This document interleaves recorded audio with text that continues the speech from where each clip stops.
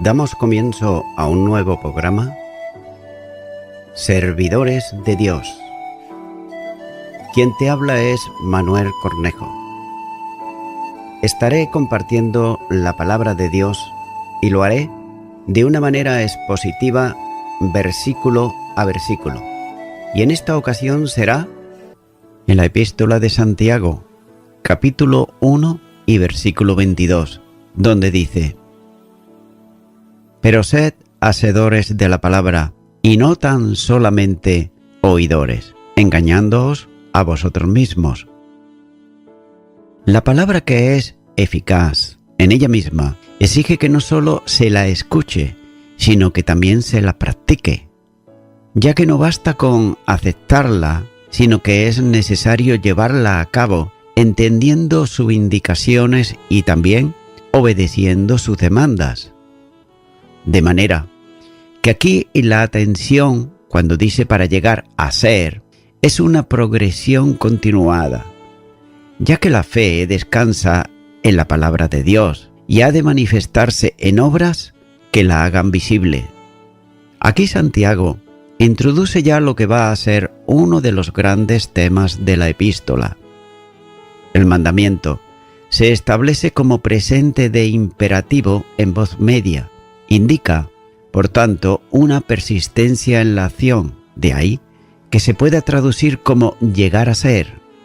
El creyente no debe, es decir, no debemos conformarnos con recibir y conocer la palabra de Dios, sino que hay que practicar sus instrucciones, como señala precisamente ya desde el Antiguo Testamento en Deuteronomio, capítulo 15, versículo 5, y también en Ezequiel, capítulo 33, y los versículos 31 al 32.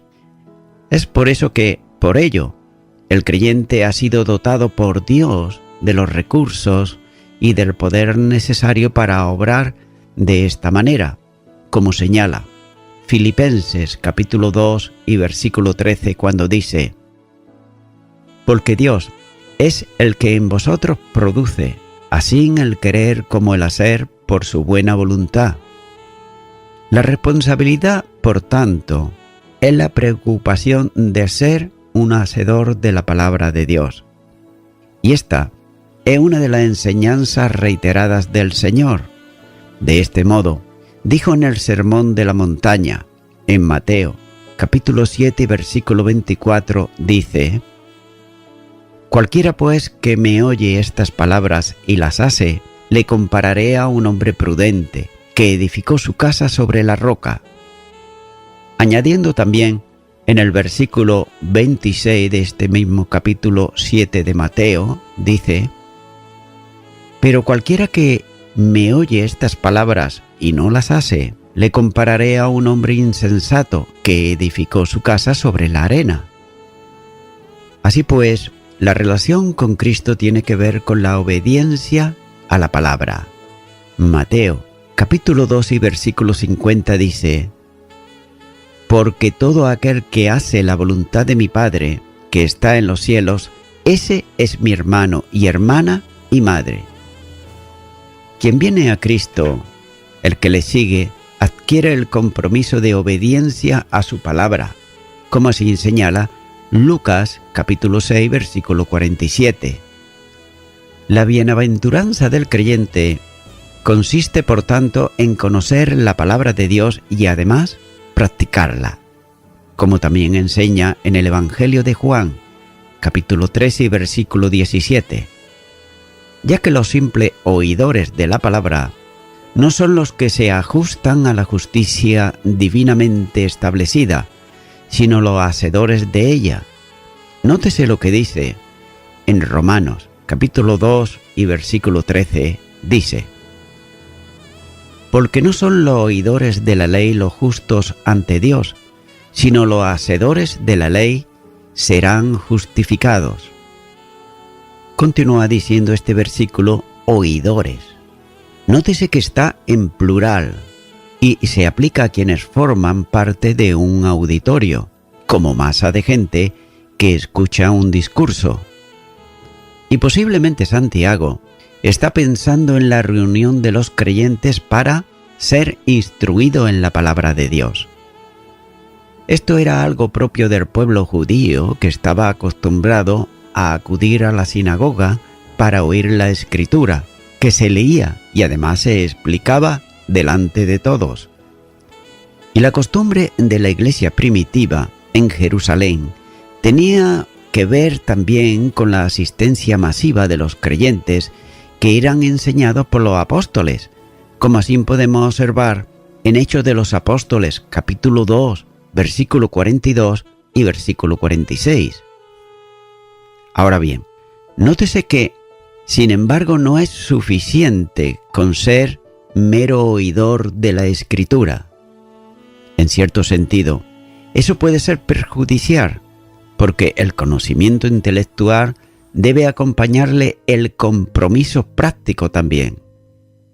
Note esto, y es que hay quienes conocen muy bien la palabra por haberla escuchado reiteradamente, yo diría por años, y sin embargo, en pocas ocasiones ponen la palabra de Dios en práctica. Por tanto, la consecuencia de oír y no practicar es una forma de autoengaño. Y nótese por otro lado que la forma verbal engañándoos es un participio del presente en voz media, cuyo sentido tiene que ver con el que cuenta mal y se utiliza para referirse al que se engaña a sí mismo con falsos razonamientos propios, ya que el que piensa que es suficiente con el oír la palabra sin otras consecuencias, se está engañando a sí mismo con un falso razonamiento. Continúa ahora con el versículo 23, donde dice: porque si alguno es oidor de la palabra, pero no hacedor de ella, este es semejante al hombre que considera en un espejo su rostro natural. Nótese que Santiago se refirió antes a los que son meramente oidores, pero no hacedores de la palabra. Y la expresión da por sentado que hay algunos en esta situación. Por otro lado, la oración es una cláusula condicional de primera clase que se supone verdadera. Y para la enseñanza utiliza la ilustración de un hombre que se mira al espejo. Y dice Santiago que está observando el rostro natural, literalmente su rostro de nacimiento. En aquella época, los espejos solían ser discos de plata o de aleación de cobre y estaño pulimentados, y a pesar de sus imperfecciones permitían ver en ellos las manchas y los aspectos del rostro. Pero aquí la forma verbal, en participio de presente, expresa la idea de una observación atenta, es decir, que se fija meticulosamente en el rostro que refleja el espejo. En esa imagen reflejada, pone de manifiesto lo que debía arreglarse, ya que el espejo es símbolo de la palabra de Dios, que pone de manifiesto las imperfecciones de la vida personal reflejada a la luz de ella. Continúa ahora con el versículo 24, donde dice: porque él se considera a sí mismo y se ve, y luego olvida cómo era. La persona que se está mirando al espejo, es decir, al ponerse delante de él y ver su rostro reflejado en él, consideró cómo estaba. No fue una mirada rápida y sin interés, sino la atenta observación de su rostro en el espejo, ya que aquella imagen mostraba lo que debía ser corregido o puesto en orden. Por otro lado, el modo verbal consideró está en auristo. Indica aquí una acción concluida, esto es, se acercó al espejo, consideró la imagen y concluyó aquella observación. La segunda acción de quien se aproxima al espejo fue irse de aquel lugar, ya que terminada la observación dice que se alejó de allí, y en su mente estaba la imagen y lo que debía resolverse a la vista de ella. No cabe duda que debería de actuar para corregir los defectos que había reflejado en el espejo. Y la tercera acción es sorprendente, ya que dice que se olvidó de la imagen que había observado y con ello se olvidó de sus defectos y no reparó lo que estaba fuera del orden. Por tanto, las tres acciones indican una progresión en el tiempo inversamente proporcional. Primero, dice que consideró. Para ello, dedicó tiempo a la observancia. En segundo lugar, dice que se alejó del espejo, ya que fue una acción mucho más rápida que la anterior.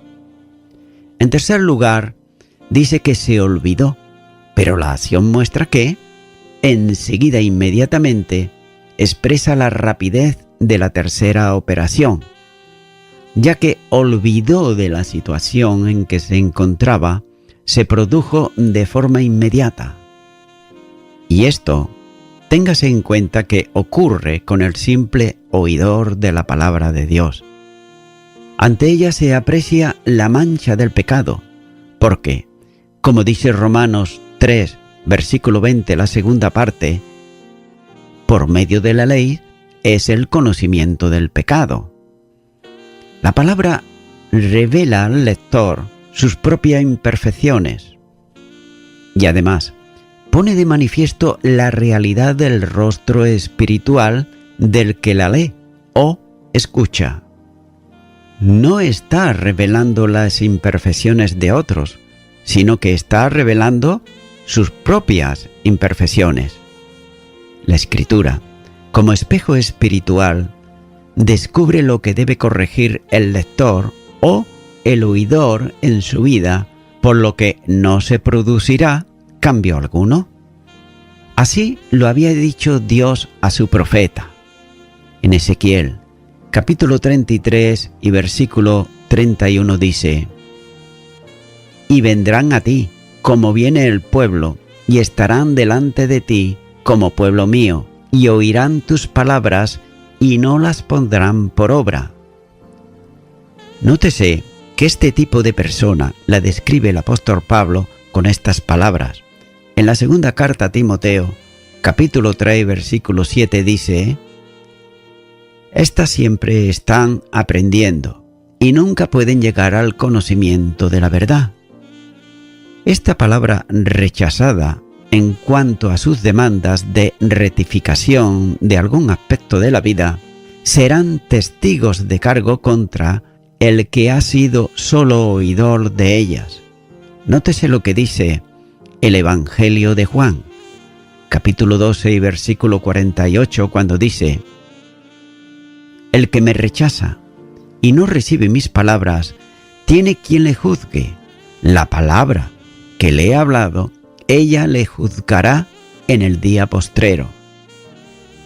Continúa ahora con el versículo 25, donde dice: «Mas el que mira atentamente en la perfecta ley, la de la libertad, y persevera en ella, no siendo oidor olvidadizo, sino hacedor de la obra, éste será bienaventurado en lo que hace».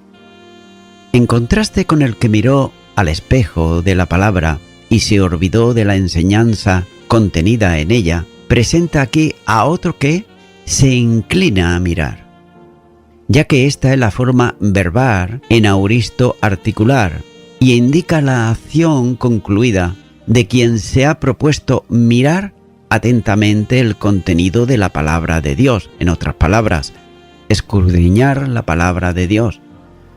Y de nuevo, la comparación descansa en la figura del espejo, al que se inclina el creyente para comprobar que su conducta es conforme a la voluntad de Dios expresada en ella. Nótese que le da a la Escritura el calificativo de ley perfecta. Con seguridad, está tomado del libro de los Salmos, donde se lee precisamente en el Salmo 19, versículo 7 dice: la ley del Señor es perfecta. Y es perfecta por cuanto procede de aquel que es perfecto. Mateo, capítulo 5 y versículo 48 dice: sed pues vosotros perfectos, como vuestro Padre, que está en los cielos, es perfecto. También es interesante apreciar que el término no va precedido del artículo, lo que le da idea de generalidad, no tanto de una determinada posición de la Escritura, sino de toda ella. Esta ley es perfecta porque es la ley de la libertad, ya que la palabra de Dios anuncia la libertad del hombre, que es esclavo del pecado, y es libre por medio de Cristo. El Evangelio de Juan, capítulo 8 y versículo 36 dice: así que si el Hijo os libertare, seréis verdaderamente libres. En la ley mosaica era el medio por el cual se detectaba la realidad del pecado, pero ella no aportaba, por otro lado, ningún medio para liberarse de él. Y la misión de Cristo tiene que ver con la libertad, como había sido profetizado. Isaías, capítulo 61 y versículo 1 dice: el Espíritu de Jehová el Señor está sobre mí, porque me ungió Jehová, me ha enviado a predicar buenas nuevas a los abatidos, a vendar a los quebrantados de corazón, a publicar libertad a los cautivos y a los presos apertura de la cárcel. Cristo vino para dar libertad a los cautivos, como también señala en el Nuevo Testamento el Evangelio de Lucas capítulo 4 y versículo 18, donde señala exactamente lo mismo que también en Isaías. La palabra es instrumento de libertad, porque contiene en ella el mensaje de la libertad que Dios proclama al hombre esclavizado, descansando en la obra redentora de Cristo Jesús. De ahí que Jesús dijese en Juan, capítulo 8 y versículo 32: conoceréis la verdad, y la verdad os hará libre. La palabra anuncia la libertad espiritual en Cristo. Romanos, capítulo 8 y versículo 2 dice: porque la ley del Espíritu de vida en Cristo Jesús me ha liberado de la ley del pecado y de la muerte. Una manifestación más del carácter de este creyente es la perseverancia, ya que no solo se baja a la Escritura, sino que permanece en la observación atenta de lo que en ella se encuentra para aplicarlo a su propia vida. Por tanto, está vinculado a la acción de quien mira atentamente. No solo permanece mirando lo que la palabra revela, sino que permanece en la palabra misma. Nótese que el verdadero creyente no es un olvidadizo, literalmente oidor de olvido. De ahí la traducción del sustantivo olvido por el adjetivo olvidadizo. Entonces, el creyente aquí pone por obra lo que ha aprendido en la palabra de Dios. Y esto quiere decir que la Escritura controla absolutamente el obrar de los tales. Note que este tipo de creyente es conocido por sus hechos, de manera que su modo de vida se desarrolla en obras conforme a la voluntad de Dios, como quienes son, y dice en Efesios capítulo 2 y versículo 10, cuando dice: hechura suya, creados en Cristo Jesús, para buenas obras, las cuales Dios preparó de antemano para que anduviésemos en ellas. La consecuencia no puede ser otra sino la experiencia de una vida bienaventurada. Pero por otro lado, el religioso está siempre disgustado consigo mismo y también con los demás. Sin embargo, hay galardón para quien ajusta su vida a los mandamientos de Dios, conforme a su promesa. Note, el Salmo 19, versículo 11, la segunda parte, dice: en guardarlos hay grande galardón. Con toda intención, la enseñanza sirve al autor para orientar uno de los grandes temas de la epístola, la vida de fe verdadera que se manifiesta por medio de las obras. De ahí que, orientando al escrito hacia una vida de fe auténtica, dedique los 2 versículos siguientes para establecer la distinción entre lo aparente y lo verdadero. Continúa ahora con el versículo 26, donde dice: si alguno se cree religioso entre vosotros y no refrena su lengua, sino que engaña su corazón, la religión del tal es vana. Vamos a estar entrando aquí al tema de la religión, y se refiere a los actos ceremoniales, es decir, a los religiosos, liturgias, tradiciones y rituales externos. He dicho rituales externos. El historiador judío Josefo empleó la palabra para describir la adoración en el templo de Jerusalén, y era una manera de hacerlo, pero religiosamente. Y Pablo empleó la forma nominal de este término cuando habló de su vida anterior como celoso fariseo, como dice Hechos de los Apóstoles, capítulo 26 y versículo 5. Pero por el contrario, la palabra empleada por lo general en el Nuevo Testamento para una adoración genuina que agrada y honra a Dios es eusebia, cuyo significado principal es el de piedad y santidad. Tales cosas, como por ejemplo asistir a los cultos y a las actividades de la iglesia, hacer trabajo voluntario, cumplir con varios rituales y ceremonias, cantar alabanza y hasta tener una teología correcta, no tiene valor espiritual en sí misma sin la verdadera fe salvadora y las motivaciones honrosas para glorificar siempre al Señor. La persona que confía en estas cosas externas, nótese, tarde o temprano, dará a conocer su infidelidad con su boca, porque no tiene el poder interior que refrena su lengua. La confianza en esas cosas para agradar a Dios y recibir su bendición es engañosa y vana. Aun cuando un ritual o una liturgia sea bíblica en su redacción, es tan inútil como la idolatría pagana, a menos que el corazón sea recto delante del Señor. Ya que un corazón corrompido e impío finalmente quedará al descubierto por una forma de hablar corrupta e impía. La lengua no es el único indicador de la genuina espiritualidad, sino que es uno de los más confiables.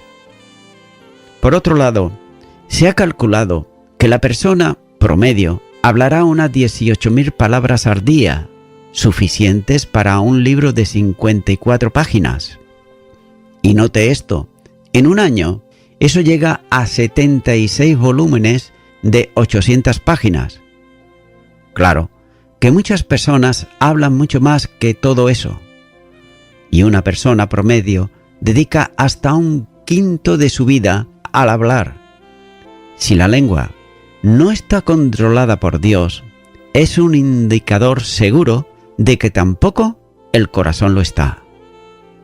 Jesús le dijo a los fariseos que se creían ellos muy justos cuando le dice allá en Mateo capítulo 12 y los versículos 34 y versículo 37, donde dice: de la abundancia del corazón habla la boca, por tus palabras serás justificado y por tus palabras serás condenado. La religión que no transforma el corazón y por lo tanto la lengua es totalmente vana ante los ojos de Dios.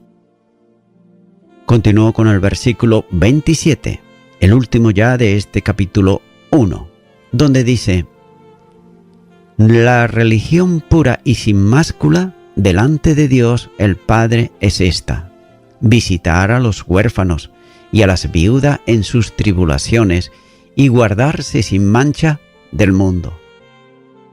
En contraste con la religiosidad está la verdadera manifestación de la piedad, ya que Santiago no está interesado en definir lo que entiende por religión, sino en establecerla como un principio aceptable delante de Dios. A esta manifestación de verdadera piedad la califica Santiago como religión pura, frente a una piedad aparente de mera religiosidad que se produce y contempla delante de los hombres. Aquí la religión incontaminada es una realidad, puesto que es apreciada de este modo delante del Dios y Padre. Ante la mirada escudriñadora de Dios, que no se conforma con lo que es aparente, sino que valora y mide la realidad producida e impulsada en la intimidad del corazón, Dios es el que pesa los corazones. Nótese lo que dice Proverbios, capítulo 21 y versículo 2, donde dice: todo camino del hombre es recto en su opinión, mas el Señor pesa los corazones. Por tanto, el dictamen de la valoración de intenciones es correcta. Además, no solo pesa, sino que también escudriña el corazón. Romanos, capítulo 8 y versículo 27 dice: mas el que escudriña los corazones sabe cuál es la intención del Espíritu, porque, conforme a la voluntad de Dios, intercede por los santos. Aquí Santiago utiliza dos calificativos: Dios y Padre. Dios como el que conoce todas las cosas, y Padre en el sentido de relación con el creyente. Y ante él, la religión pura e incontaminada consiste en una determinada expresión, y es esta: se trata de una verdadera manifestación de amor consistente en visitar, que expresa la idea de supervisar, mirar sobre algo, visitar con ayuda, etc. Por tanto, se trata de acercarse a los huérfanos y también a las viudas, es decir, a los necesitados, con la intención de favorecerles y de ayudarles. Esto quiere decir que la verdadera religión consiste en una vinculación con Dios, que lleva al creyente a la práctica de un estilo de vida concordante con el Señor. En ese sentido, es visitar a los huérfanos y a las viudas, ya que el Padre de huérfanos y defensor de viudas es Dios en su santa morada, como dice el Salmo 68 y versículo 5. Así pues, Santiago exhorta a los creyentes a involucrarse socialmente, ayudando a los necesitados, especialmente a los que son más sensibles a ello en la sociedad. Pero además también del compromiso de ayuda social a los necesitados está la santidad. El que vive la vida de fe en relación y comunión con Dios debe guardarse a sí mismo sin mancha. Es una acción continuada que persiste en conservarse inmune a la contaminación. Además, implica una responsabilidad personal consistente en guardarse a sí mismo, ya que la contaminación que ha de evitarse es la contaminación del mundo. Note esto y es lo siguiente, y es que el Señor no pidió al Padre que perseverara a los creyentes quitándolos del mundo, sino guardándolos del mal. Juan capítulo 17, versículo 15. Ya que el peligro no consiste en vivir entre mundanos, sino en vivir como mundanos. El término mundo es el usado para referirse al sistema gobernado por Satanás. Y el creyente que ama al mundo y también sus cosas, se está constituyendo en enemigo de Dios, como dice Santiago capítulo 4 y versículo 4. Esto es, quien ama al mundo no puede llamarse religioso en el sentido de expresión de piedad, ya que la verdadera vida cristiana no descansa en apariencia de piedad, sino en la vivencia real de ella. La vida cristiana nace y se desarrolla primero en el corazón del creyente, manifestando luego en obras de piedad la realidad piadosa que hay en el interior. El verdadero secreto de la vida cristiana consiste en hablar menos de piedad y vivirla determinadamente. De otro modo, ser cristiano no consiste solo en hablar de Cristo, sino esencialmente en vivir a Cristo, como dice Pablo a los Filipenses capítulo 1 y versículo 21, porque para mí el vivir es Cristo y el morir es ganancia. Y voy concluyendo ya con esto. Estimado y estimada oyente, Israel, pese a ser el pueblo de Dios, con el pasar del tiempo, se volvió en muchas ocasiones un pueblo religioso, pese a que Dios le había dado la ley a través de Moisés, es decir, que ellos tenían conocimiento del bien y del mal, de lo que le agrada a Dios y de lo que no le agrada.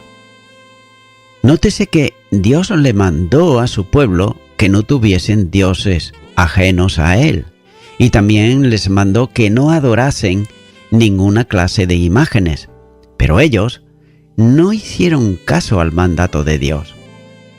Y la consecuencia de ello fue que toda una generación de Israel no entró en la tierra prometida, y no entró por su rebeldía e incredulidad en no creer la palabra de Dios. Y con el pasar del tiempo, esto trajo también la disciplina de parte de Dios, ya que siglos después, Israel estuvo 70 años cautivo en Babilonia, precisamente por adorar imágenes y por no cuidar de los huérfanos, de las viudas, no considerar a los pobres y no poner en práctica la palabra de Dios. Amigo y amiga oyente, el contraste entre el religioso y el piadoso es que el religioso hace lo que a él le parece mejor. Pero el contraste con el piadoso es que éste, es decir, el piadoso, él desea hacer la voluntad de Dios. Y nota esto, Dios no envió al mundo una religión, sino que envió un Salvador, Cristo Jesús, para que el religioso fuese sacado de las tinieblas y llevado a la luz de Jesucristo.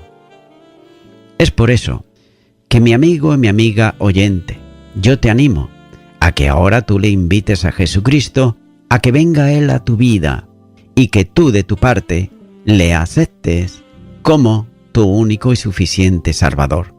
Para ello, ora conmigo y repite esta oración. Señor Jesús, quiero en primer lugar pedirte perdón por todos mis delitos y por todos mis pecados. Hasta ahora he sido una persona que yo me creía buena, me creía santa, porque tenía una religión. Pero la religión no me salva.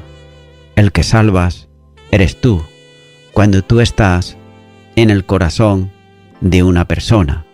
Por ello, ahora, en este momento, te abro mi corazón y te recibo como mi único y suficiente Salvador. En el nombre de Jesús. Amén.